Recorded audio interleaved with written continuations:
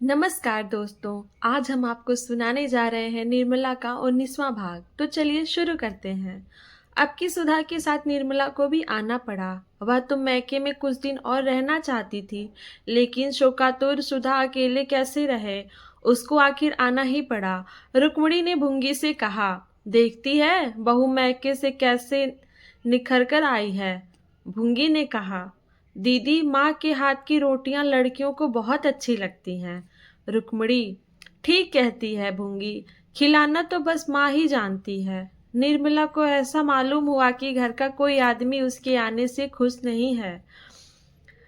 मुंशी जी ने खुशी तो बहुत दिखाई, पर हृदयगत चिंता को न छिपा सके। बच्ची का नाम सुधा ने आशा रख दिया था।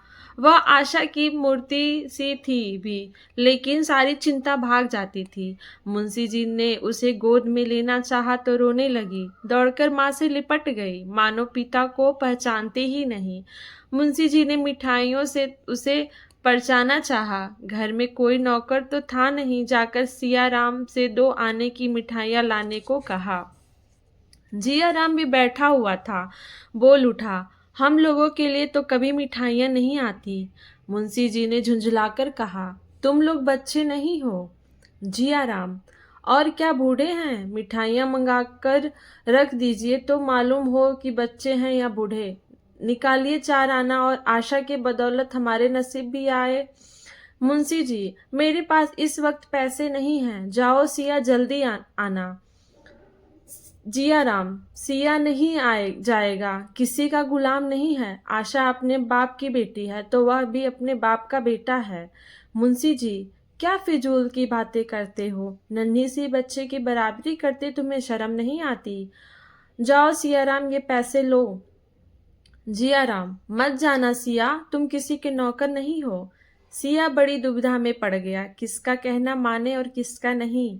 अंत में उसने जिया राम का कहना मानने का निश्चय किया। बाप ज्यादा से ज्यादा घुड़क देंगे, जिया तो मारेगा। फिर वह किसके पास फरियाद लेकर जाएगा? बोला, मैं नहीं जाऊंगा। मुंशी जी ने धमकाकर कहा, अच्छा तो मेरे पास फिर किसी चीज के लिए मत आना। मुंशी जी खुद बाजार चले गए और 1 रुपए की मिठाई लेकर लौटे। 2 आने की मिठाई मांगते हुए उन्हें शर्म आई। हलवाई उन्हें पहचानता था, दिल में क्या कहेगा। मिठाई लिए हुए मुंशी जी अंदर चले गए। सियाराम ने मिठाई का बड़ा सा दोना देखा तो बाप का कहना न मानने का उसे दुख हुआ। अब वह किस मुंह से मिठाई लेने अंदर जाएगा? बड़ी भूल हुई। वह मन ही मन जियाराम को चोटों की चोट और मिठाई की मिठास में तुलना करने लगा। सहसा भुंगी ने 2 तस्तरियां दोनों के हाथ लाकर रख दी। जियाराम ने बिगड़कर कहा, इसे उठा ले जा। भुंगी, काहे को बिगड़ते हो बाबू? क्या मिठाई अच्छी नहीं लगती?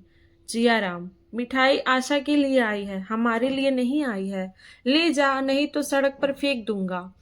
हम तो पैसे पैसे के लिए रटते रहते हैं और यहाँ रुपए की मिठाई आती है।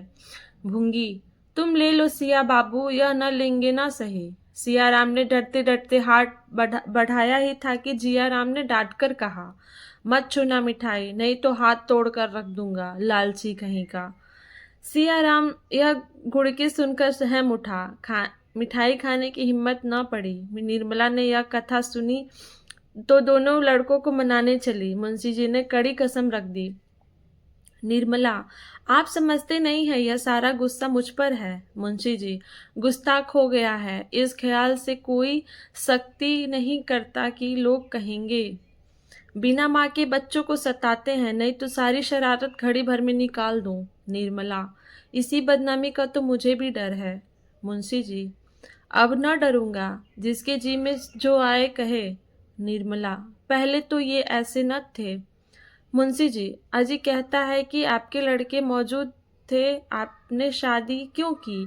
यह कहते भी इसे संकोच नहीं आता कि आप लोगों ने मनसाराम को विष दे दिया, लड़का नहीं शत्रु है।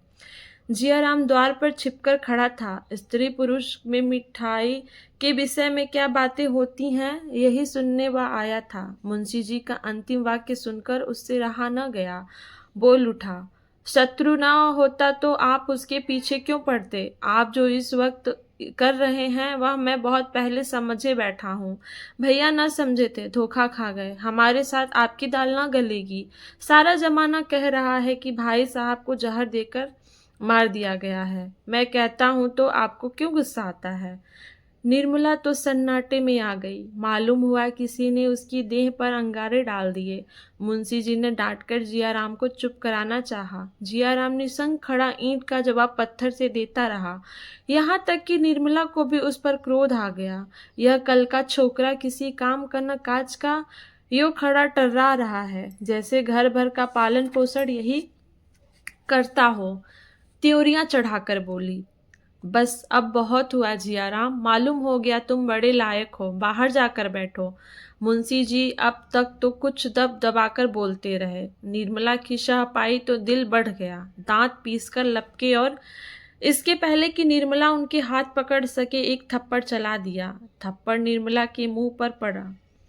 वह सामने पड़ी माथा चकरा गया। मुंशी जी के सूखे हाथों में इतनी शक्ति है वह अनुमान न कर सकती थी। सिर पकड़कर बैठ गई। मुंशी जी का क्रोध और भी भड़क उठा। फिर गुस्सा चलाया, पर अब की जियाराम ने उनका हाथ पकड़ लिया और पीछे ढकेलकर बोला, दूर से बातें कीजिए, क्यों नाहक अपनी बेइज्जती करवाते हैं। अम्मा जी का लिहाज कर रहा हूँ, नहीं तो दिखा देता। यह कहता हुआ वह बाहर चला गया। मुंशी जी संज्ञा शून्य में खड़े रहे। इस वक्त अगर जियाराम पर दैवी वज्र गिर पड़ता तो शायद उन्हें हार्दिक आनंद होता।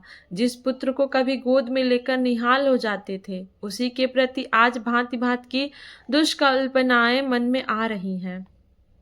रुक्मिणी अब तक तो अपनी कोठरी में थी, अब आकर बोली, बेटा अपने बराबर का हो जाए तो उस पर हाथ नहीं छोड़ना चाहिए। मुंशी जी ने ओठ चबाकर कहा, मैं इसे घर से निकाल कर छोड़ूंगा, भीख मांगे या चोरी करे, मुझे कोई मतलब नहीं। रुक्मिणी, नाक किसकी कटेगी? मुंशी जी, इसकी चिंता नहीं। निर्मला, मैं जानती कि मेरे आने से यह तूफान खड़ा हो जाएगा तो भूलकर भी न आती। अब भी भला है, मुझे भेज दीजिए, इस घर में मुझसे न रहा जाएगा। रुक्मिणी, तुम्हारा बहुत लिहाज करता है बहू, नहीं तो आज अनर्थ ही हो जाता। निर्मला, अब और क्या अनर्थ होगा दीदी जी, मैं तो फूंक फूंक कर पाँव रखती हूँ, फिर भी अपश्य लग जाता है। अभी घर में पाँव रखते देर नहीं हुई और यह हाल हो गया, ईश्वर ही कुशल करे। रात को भोजन करने कोई ना उठा। अकेले मुंशी जी ने खाया। निर्मला को आज नई चिंता हो गई, जीवन कैसे पार लगेगा। अपना ही पेट होता तो विशेष चिंता न थी, अब तो एक नई विपत्ति गले पड़ गई थी। वह सोच रही थी कि मेरी बच्ची के भाग्य में क्या लिखा है, राम जाने।